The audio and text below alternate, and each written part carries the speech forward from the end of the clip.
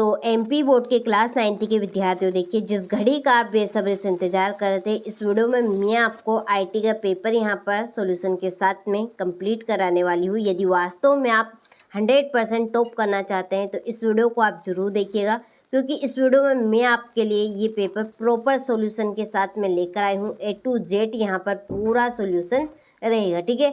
100% आने वाले प्रश्न मैं आपको आईटी के इस वीडियो में बताने वाली हूँ। तो चलिए बिना किसी डाउट के वीडियो को हम शुरू करते हैं और अच्छे से यहाँ पर एक एक प्रश्न को कंप्लीट करेंगे, ठीक है, ताकि आपका एक भी प्रश्न मिस ना हो और अच्छे से अच्छे नंबर आप कवर कर सकें।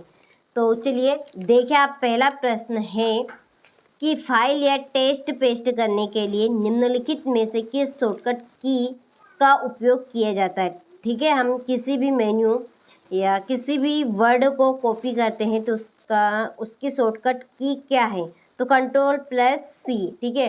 Ctrl+C से हम कॉपी करते हैं, ठीक है। Ctrl+P से हम प्रिंट निकाल देखते हैं, प्रिंट। Ctrl+V से हम पेस्ट करते हैं और Ctrl+X से हम काटते हैं। तो इसका आंसर आपका कौन सा क्या बोला है, पेस्ट। तो Ctrl+V से हम पेस्ट कर सकते हैं, तो इसका आंसर है आपका सा।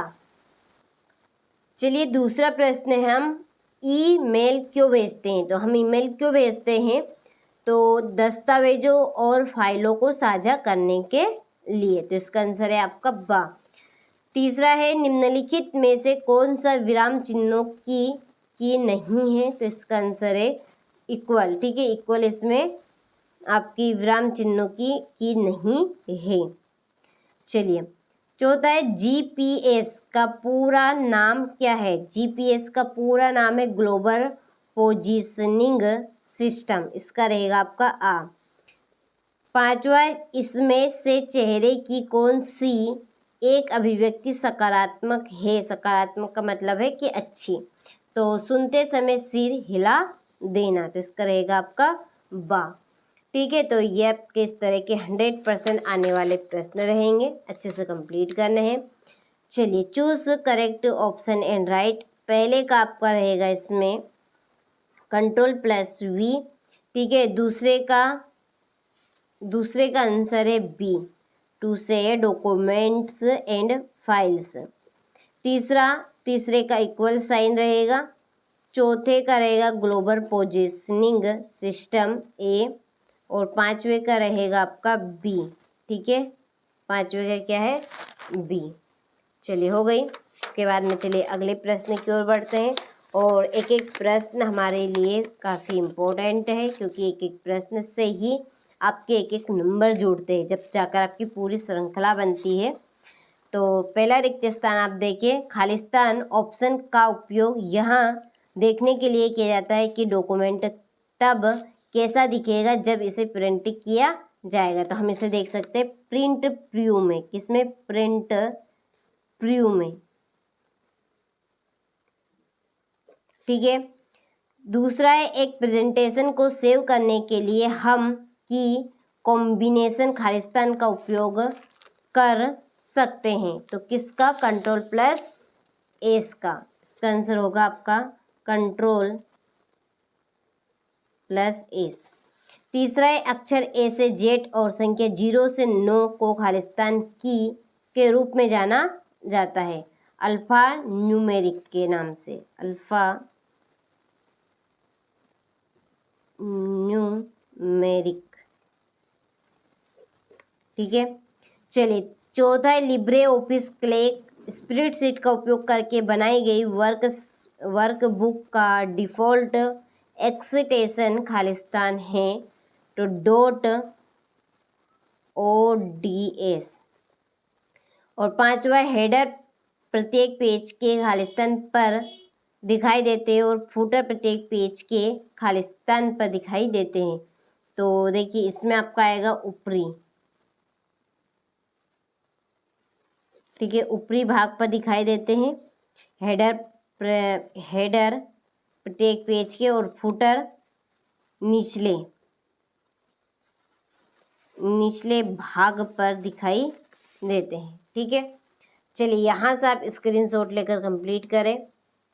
इसके बाद में ये आपके इंग्लिश मीडियम वालों के लिए है, ठीक है। चलिए, तो यहाँ पर मैंने इनको फिल कर दी है, तो स्क्रीनशॉट लेकर आप कंप्लीट करें, क्योंकि ये आपके 100% आने वाले प्रश्न हैं। तो कंप्लीट अच्छे से आपको कर लेना है बिना हिचकिचाहट के, ठीक है। सत्य सत्य लिखिए। पहला, पोर्ट्रेट और लैंडस्केप ओरिएंटेशन को प्रॉपर्टीज के तहत पेपर ऑप्शन में सेट किया गया है, तो ये आपका असत्य है। दूसरा है, स्लाइड नाम आउटपुट लाइन म्यू में शामिल है, तो ये आपका सत्य है। कीबोर्ड पर 5 एरो की होती है, असत्य है। 4 होते, ठीक है, ऊपर नीचे लेफ्ट साइड, ठीक है, इस तरह से। स्लाइड्स का क्रम स्लाइड पेन में नहीं बदला जा सकता, असत्य है। और करंट फाइल का नाम स्टेटस बार में दिखाया गया है, तो ये आपका असत्य, क्योंकि टाइटल बार में दिखाई देता है। चलिए, इसके बाद ये आपके इंग्लिश मीडियम वालों के लिए, पहले का आपका रॉन्ग है, दूसरे का राइट, तीसरे का रॉन्ग, ये भी रॉन्ग, और चौथे का, पांचवे का भी रॉन्ग रहेगा, ठीक है। चलिए, तो ये इस तरह के 100% आने वाले आपके प्रश्न हैं। सही जोड़ी लिखिए। पहले अंडू की आपकी जोड़ी है Ctrl+Z, दूसरी है फाइंड की जोड़ी है Ctrl+F, ठीक है। प्रिंटर है आउटपुट डिवाइस। और क्रिएट टेबल है आपकी Ctrl+T। और इंसर्ट हाइपरलिंक, तो Ctrl+K, ये आपकी पांचवी जोड़ी, ठीक है। चलिए, स्क्रीनशॉट लेकर कंप्लीट आप अच्छे से करें। इसके बाद ये आपके इंग्लिश वर्जन वालों के लिए, चलिए नंबर मैं यहाँ पे डाल देती हूँ। कंप्लीट आपको अच्छे से कर लेने हैं, क्योंकि ये आपके 100% वाले क्वेश्चन है जिनसे आप टॉप कर पाएंगे, ठीक है। हो गया। क्वेश्चन नंबर 5 है, होम की और गाइड की के बीच अंतर लिखिए।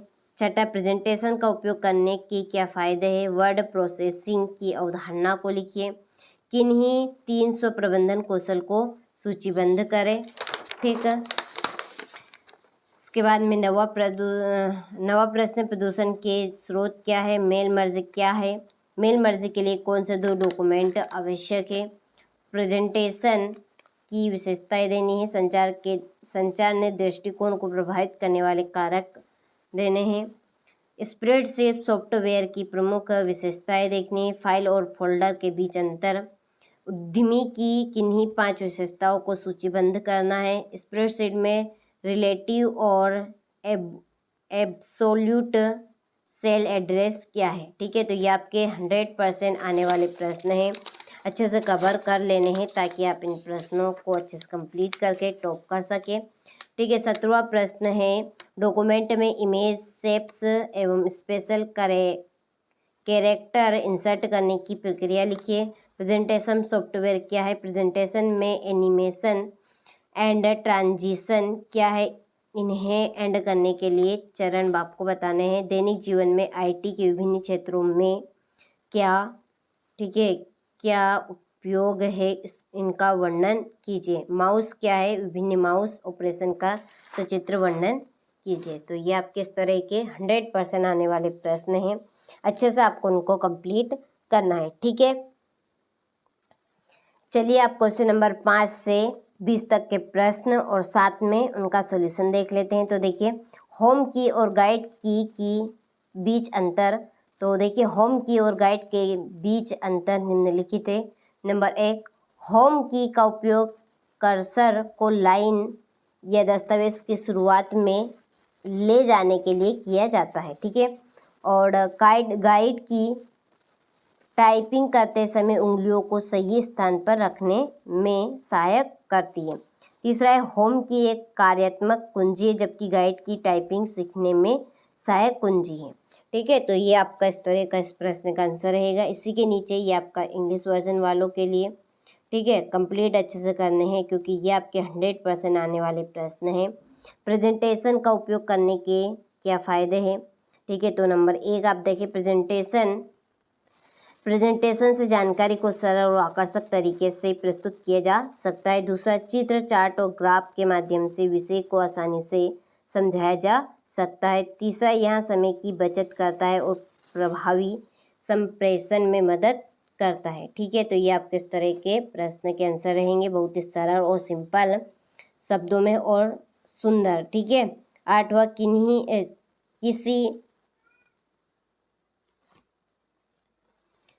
किसी 3 स्वप्रबंधन कौशल को सूचीबद्ध करें। नंबर 1 समय प्रबंधन, दूसरा आत्म अनुशासन, तीसरा लक्ष्य निर्धारण।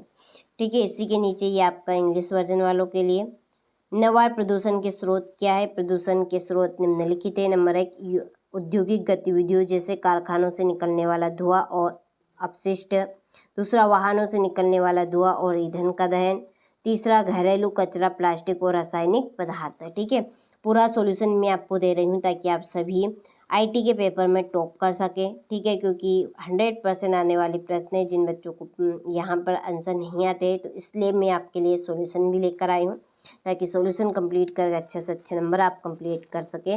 चलिए, प्रेजेंटेशन की विशेषताएं आपको देनी है। प्रेजेंटेशन की विशेषताएं निम्नलिखित है। नंबर 1 यह जानकारी को आकर्षक और व्यवस्थित रूप से प्रस्तुत करता है। इसमें चित्र, चार्ट, ग्राफ और वीडियो जोड़े जा सकते हैं। तीसरा, स्लाइड्स के माध्यम से विषय को आसानी से समझाया जा सकता है।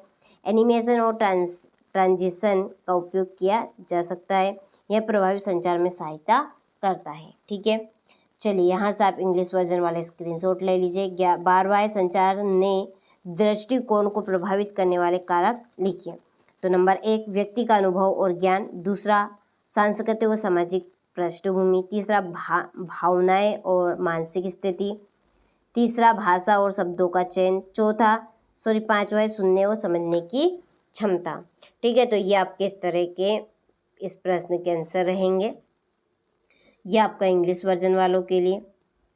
इसके बाद में है 13वां स्प्रेडशीट सॉफ्टवेयर की प्रमुख विशेषता आपको देनी है। डेटा को पंक्तियों और स्तंभों में व्यवस्थित करता है। दूसरा, गणनाओं के लिए फार्मूला और फंक्शन का उपयोग किया जाता है। तीसरा, चार्ट और ग्राफ बनाए जा सकते हैं।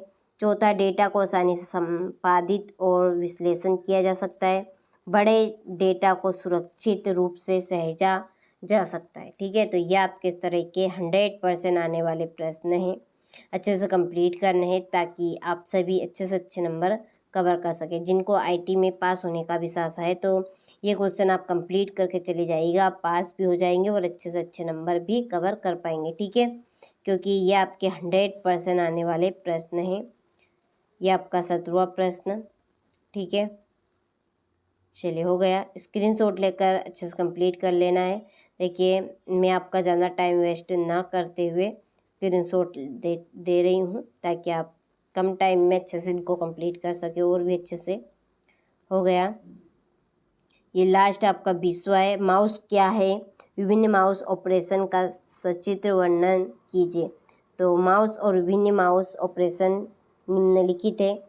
देखिए, माउस क्या है। माउस एक इनपुट डिवाइस है जो स्क्रीन पर कर्सर को नियंत्रित रखता है और कंप्यूटर से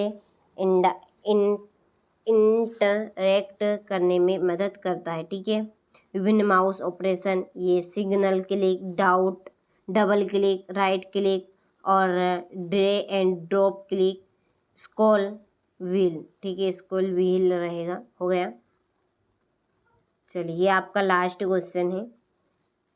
ये हो गया आपका लास्ट क्वेश्चन। ठीक है, तो यहाँ पर मैंने आपको पूरा सॉल्यूशन बता दिया है आईटी के पेपर का। इसको आपको कंप्लीट अच्छे से कर लेना है ताकि आप सभी अच्छे से अच्छे नंबर कवर कर सकें। ठीक है।